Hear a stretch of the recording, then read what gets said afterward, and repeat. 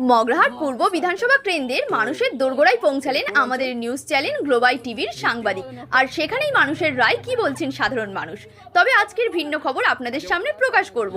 পূর্ব বিধানসভায় কিছু হিন্দু পরিবার রয়েছে, তারা সম্পূর্ণ আর্থিক সাহায্য সহযোগিতা পাচ্ছেন বাংলার মুখ্যমন্ত্রী মমতা বন্দ্যোপাধ্যায় অর্থাৎ তৃণমূল সরকারের কাছ থেকে। মুখ্যমন্ত্রী মমতা বন্দ্যোপাধ্যায় বারে বারে বলেছেন তার উন্নয়ন থেকে কোনো পরিবার বাদ যায়নি। আর সেই প্রমাণ নিতে আমরা হাজির হয়েছিলাম মগরাহাট পূর্ব বিধানসভা কেন্দ্রে। আর সেখানে গিয়ে প্রশ্ন করতেই জানা গেল সমস্ত কিছু পেলেও তারা ভোট দেবেন দাদাকে অর্থাৎ নরেন্দ্র মোদী বিজেপিকে। আর এই কথার পরিপ্রেক্ষিতে মগরাহাট ব্লকের সহকারী সভাপতি দুর্গাপ্রসাদ ভট্টাচার্য কি প্রতিক্রিয়া দিলেন শুনে নেব। যুগদি অঞ্চল এবারে কাকে চাইছেন, দিদি না মোদি? দাদাই থাক, দিদির থেকে দাদা ভালো। দিদি থেকে দাদা ভালো। তো কেন দাদাকে ভালো বলছেন? দাদা তো ন্যায় বিচার দেওয়ার জন্য আছেন, আর দিদি তো একদম যা হচ্ছে দুর্নীতি, মেয়েদের তো কোনো মানে ইয়ে নেই, গাইডলাইন নেই, মেয়েদের কোনো নিরাপত্তা নেই, মেয়েরা রাস্তাঘাটে তো চলাচল করতে পারবে না একা একা, যা হয়েছে এখন যা দিনকাল পড়েছে। তাই চাইছি যে পরিবর্তন হোক, এটাই আমরা চাই। না, অনেক বিজেপি শাসিত রাজ্য যেগুলো দাদার রাজ্য বলে মনে করছেন, সেখানেও অনেক জায়গায় দেখা যাচ্ছে নারীরা ধর্ষিত হচ্ছে। বা এই কদিন আগে একটা ঘটনা দেখেছেন আপনারা, মানে সেখানেও অনেক মহিলার ক্ষেত্রে অনেক সমস্যা হচ্ছে রাস্তায় বেরোতে পারে। আমরা চাই যেই আসুক না কেন পরিবর্তন হোক, সবাই ভালো থাক, সুস্থ থাক, এটাই। আচ্ছা, এখন কি অসুবিধা হচ্ছে? আপনারা বাড়ি পেয়েছেন? হ্যাঁ, বাড়ি পেয়েছি। লক্ষ্মীর ভান্ডার পাচ্ছেন? হ্যাঁ। তাহলে অসুবিধা কি হচ্ছে? শুধু বাড়ি গাড়ি হলে তো হবে না, আমাদের তো নিরাপত্তার দরকার না। নিরাপত্তার অভাব। হ্যাঁ, যে আমরা ওই বাড়ি গাড়ি আমাদের দরকার নেই, আমরা যে পথে একা একা চলতে পারবো, কোনো মানে গাইডলাইন ছাড়া। কি করে ভাবছেন যে বিজেপি নিরাপত্তা দেবে? আমি তো বলছি দাদা হোক দিদি হোক যেই হোক না কেন, আমরা যাতে নিরাপদে থাকি। মিনু সর্দার। কোথায় বাড়ি? এটা কোন অঞ্চল আপনাদের?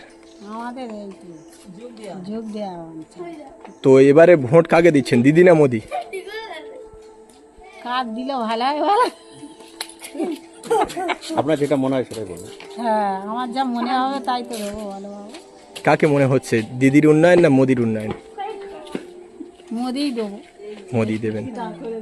তা দিদিকে কেন দেবেন না? মোদি দিন, আমার দিদি দিন, তাই বলছি। দেখি এখন কার দিই।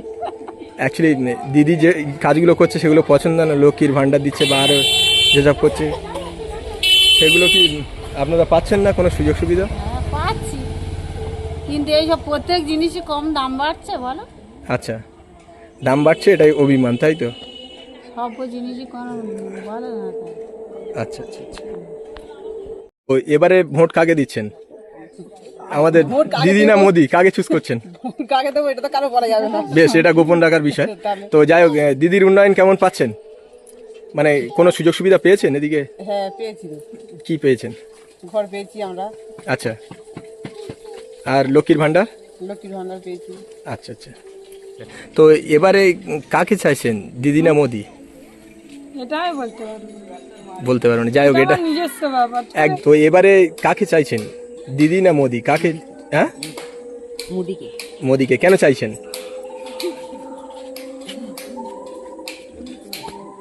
মুখ্যমন্ত্রীর কোনো তৃণমূল কংগ্রেসের কোনো সুযোগ সুবিধা আপনারা পাচ্ছেন না? লক্ষ্মীর ভান্ডার পেয়েছেন? সবাই পাচ্ছে। তো এছাড়াও যা সুযোগ সুবিধা দিচ্ছে তা কি পাচ্ছেন? আচ্ছা, তো মোদিকে কেন চাইছেন? কোনো সদুত্তর আছে আপনার কাছে? যদি একটু বলেন।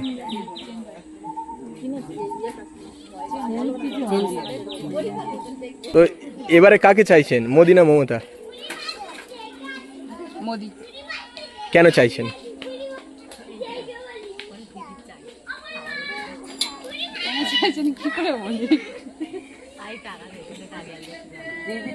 বিভিন্ন প্রান্তে ঘুরছি, হিন্দু মুসলিম অনেক মহিলাদের ক্ষেত্রে দেখা যাচ্ছে দিদির উন্নয়ন তারা বাড়িতে বাড়িতে পেয়েছেন, তারপরেও অনেকে বলছেন যে বিজেপি ভোট দেবেন।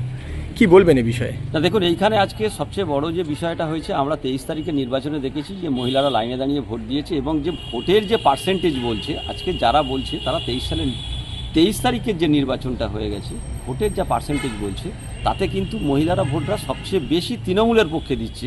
কি হিন্দু কি মুসলিম এটা যারা আইডেন্টিফিকেশান করতে চাইছে তারা কি করতে চাইছে, বিজেপিকে আমাদেরকে তৃণমূলকে বিভ্রান্ত করার জন্য এটা করছে। তবে আমার এটুকু বিশ্বাস, বাংলার মুখ্যমন্ত্রী হিন্দু মুসলিম খ্রিস্টান বৌদ্ধ এসব কোনো ব্যাপার নয়।